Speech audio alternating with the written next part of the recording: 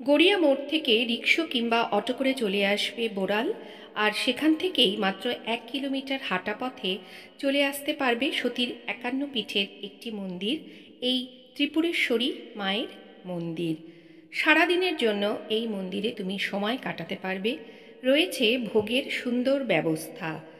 আমার ডেসক্রিপশন বক্সে আমি এই মন্দিরের আরেকটি ভিডিও বানিয়েছিলাম, যেটা ইচ্ছে হলেই তোমরা দেখে নিতে পারবে।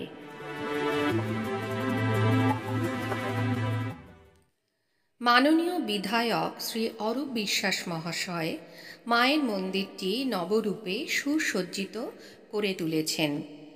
আজকে আমি তোমাদের মায়ের মন্দিরের সন্ধ্যাকালীন যে পূজা সেটাই দেখাবো। দেখো কত সুন্দর আলো দিয়ে সাজানো মন্দিরটি। মন্দিরের প্রবেশের পরেই বাঁ হাতে তুমি পেয়ে যাবে পূজার সামগ্রী, অর্থাৎ এখানেই ধূপ, মোমবাতি, মায়ের ভোগের জন্য প্রসাদ সব কিছু তুমি কিনে নিতে পারো। মায়ের মন্দিরের একেবারে ঢুকতেই ডান হাতে রয়েছে তারা মায়ের একটি স্থান। মনস্কামনা পূরণের জন্য অনেকেই এই স্থানে ঢিল বেঁধে রাখেন। মাগো তুমি সর্বজনীন আছো হৃদয়ে জুড়ে, মাগো তুমি সর্বজনীন আছো হৃদয়ে জুড়ে।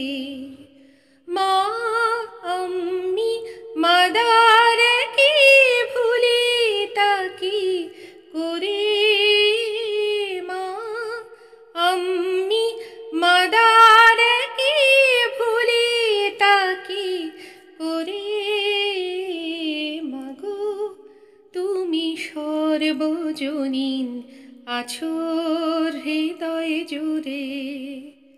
মন্দির চত্বরটি খুব সুন্দর করে সাজানো, আর দেখো এখানে বেশ বসারও অনেক জায়গা রয়েছে যেখানে তুমি প্রাণ ভরে মাকে ডাকতে পারো।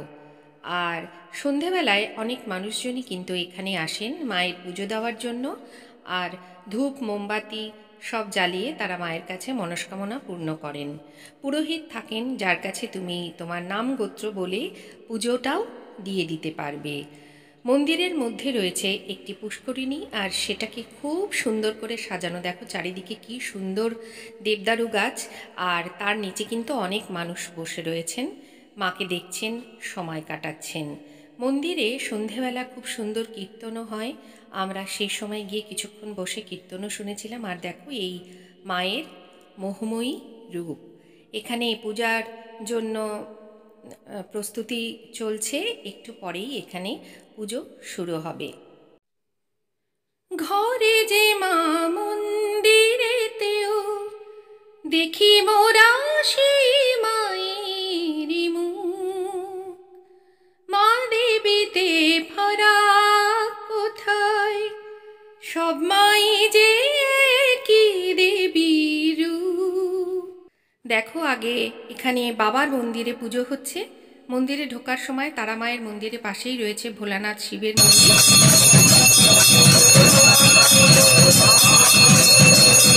তারপরে মায়ের পুজো শুরু হলো।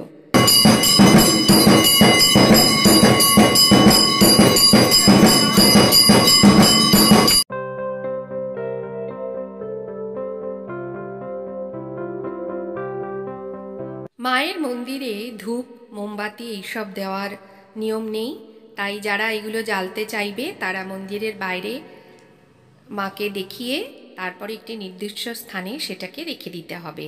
দেখো এখানে সকলে রেখে দিয়েছে মোমবাতি এবং ধূপ। আমিও আমার সন্তানদের মঙ্গল কামনায়, সংসারের মঙ্গল কামনায় মায়ের কাছে একটু ধূপবাতি দেখালাম এবং তারপর নির্দিষ্ট স্থানে রেখে দিলাম। ওখানে ওই যে পেছন দিকে রয়েছে অফিস ঘর, তোমরা এখানে এসে কিন্তু ভোগের জন্য কথা বলে যেতে পারো। এই মন্দিরে নানা রকমের অনুষ্ঠান হয়ে থাকে, বিয়ে থেকে শুরু করে পৈতে, মুখে ভাত, শ্রাদ্ধ শান্তি সবই চলে। আর আমি যেদিনটা গিয়েছিলাম সেদিনটায় খুব মনোরম একটি পরিবেশ ছিল, মানে আবহাওয়া খুব সুন্দর ছিল, ফুরফুরে হাওয়া। আর আমিও দেখো এই পুকুরের পাড়ে যে বসার জায়গা আছে সেখানটা বসে বেশ সুন্দর কিছুক্ষণ সময় কাটালাম। খুব ভালো লাগছিল সেদিন। এমন বেশ মনটাই খুব ভালো হয়ে যায় এমন একটা পরিবেশে যদি আমরা আসি, তাই না? তাই যারা এখনও এই মন্দিরে আসুনি তারা একবার কিন্তু দেখে যেও এই নবনির্মিত মায়ের মন্দির। আশা করি সকলের ভালো লাগবে। আর নতুন বন্ধুরা যারা চ্যানেলটিকে এখনও সাবস্ক্রাইব করনি, বেল নোটিফিকেশান অল করে আমার চ্যানেলটিকে সাবস্ক্রাইব করো, তাহলে আমি যখনই কোনো ভিডিও আপলোড করব তোমরা নোটিফিকেশান পেয়ে যাবে আর দেখে নিতে পারবে।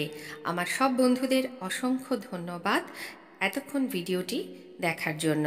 এখানে কিন্তু আসা যাওয়ার বিশেষ সুবিধা রয়েছে, মানে একেবারে কাছ থেকেই তুমি অটো রিক্সা সব কিছু পেয়ে যাবে। আর যদি 4 হুইলার বা 2 হুইলার নিয়ে আসো তাহলে মন্দির চত্বরে বিরাট জায়গা আছে যেখানে তুমি সেটাকে পার্ক করে মন্দির ঘুরে নিতে পারবে।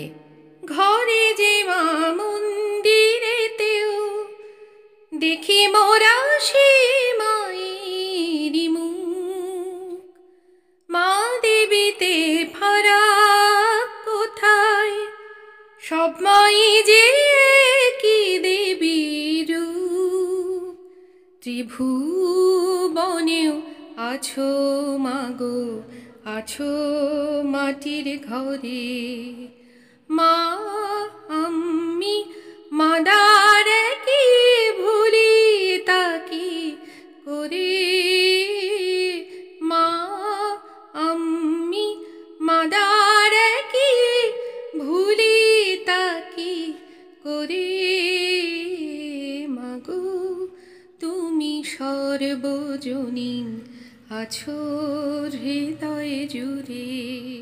সেদিন যেহেতু দুপুরের দিকে ঝড় বৃষ্টি হয়েছিল তাই RGB লাইটটা বন্ধ করে দেওয়া ছিল, আর সেই কারণেই ভিডিওটায় মাঝে মাঝে অন্ধকার এসছে। তোমরা সেই ব্যাপারটা একটু ইগনোর করো।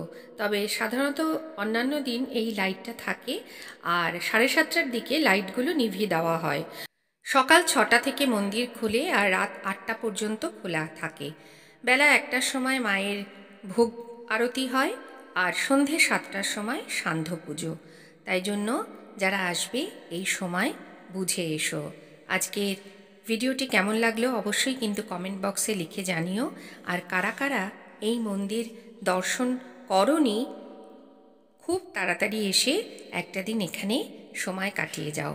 আশা করি সকলের ভালো লাগবে।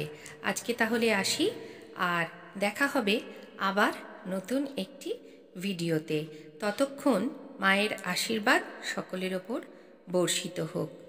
জন্মদায়িনী মা তুমি, আগলে রাখো দুহাতে সন্তানে, জগৎধাত্রী মা গো তুমি, আগলে রাখো তেমনি ভুবনে, ত্রিভুবনেও আছো মাগো, আছো মাটির ঘরে।